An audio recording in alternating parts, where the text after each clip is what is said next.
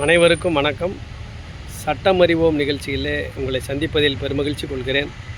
அரசியலமைப்பு சட்டங்களை நாம் பார்த்து கொண்டு இருக்கிறோம். இன்றைக்கு பகுதி 3 சரத்து 12 அரசு என்பதற்கான வரையறையை தெளிவாக சொல்கிறது. எது அரசு? கவர்மெண்ட் அப்படின்னு சொன்னால் மத்திய அரசாங்கம் நாடாளுமன்றம், மாநில அரசாங்கம் சட்டமன்றம், உள்ளாட்சி அமைப்புகள், இதர அதிகாரம் பெற்ற அமைப்புகள், ஓஎன்ஜிசி, எல்ஐசி, அது மட்டும் இல்லாமல் சர்வதேச விமான நிலைய ஆணையம், இது போன்றவையெல்லாம் அரசு என்கின்ற வரையறைக்குள் வருகிறது. இதில் நீதித்துறை என்பது மட்டும் அரசு என்கின்ற வரையறையில் வருவதில்லை.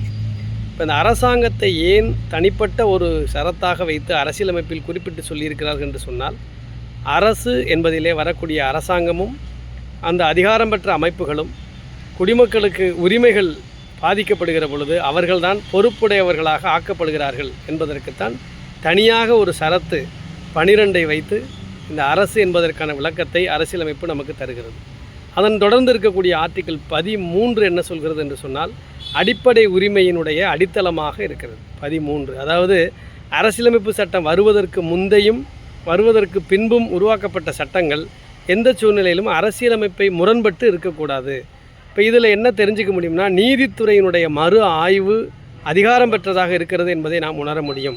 அப்போ அந்த வகையில் சட்டமன்ற நாடாளுமன்ற நடவடிக்கைகளில் அரசியலமைப்பு தான் மேலோங்கி இருக்கும். அப்போ அரசியலமைப்பை சார்ந்த சட்டங்கள் தான் இயற்றப்பட வேண்டும். இந்தியாவில் அரசியலமைப்பு தான் சுப்ரீமசி பவர் எதுனா கான்ஸ்டியூஷன் தான், அதுலேயும் மக்கள் தான் என்பதை தெளிவாக இந்த 13 நமக்கு தெளிவுபடுத்துகிறது. ஆகவே அரசு. அது மட்டும் இல்லாமல் ஆர்டிக்கிள் 13 சட்டம்னா என்னன்னு சொல்லுது. சட்டம் என்று சொன்னால் அவசர சட்டங்கள், ஆர்டினன்ஸு, விதிகள், ரூல்ஸு, ஒழுங்குமுறைகள், ரெகுலேஷன்ஸ், அறிவிக்கைகள், நோட்டிஃபிகேஷன்ஸ், ஆர்டர்ஸ், உத்தரவுகள், இவை அனைத்தும் கூட சட்டங்கள் என்று தான் வரையறை செய்கிறது. ஆகவே ஆர்டிக்கிள் 12 அரசு என்பதற்கான வரையறையையும், நாடாளுமன்ற, சட்டமன்ற, மாநில, உள்ளாட்சி அமைப்புகள், பிற அதிகாரம் பெற்ற அமைப்புகளை அரசு என்று சொல்கிறது.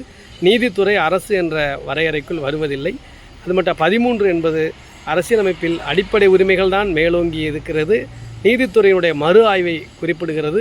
நீதித்துறையினுடைய மறு ஆய்வை குறிப்பிடுகிற பொழுது கான்ஸ்டியூஷன் அரசியலமைப்பை தாண்டி சட்டமன்றமோ நாடாளுமன்றமோ செயல்படக்கூடாது என்பதிலே கான்ஸ்டியூஷன் தான் மேலாதிக்கத்தை செலுத்துகிறது சட்டமன்ற நாடாளுமன்றத்தின் மீதாக என்பதையும் தெளிவுபடுத்துகிறது. அடுத்ததாக ஒரு சட்டப்பிரிவில் சந்திக்கலாம். நன்றி, வணக்கம்.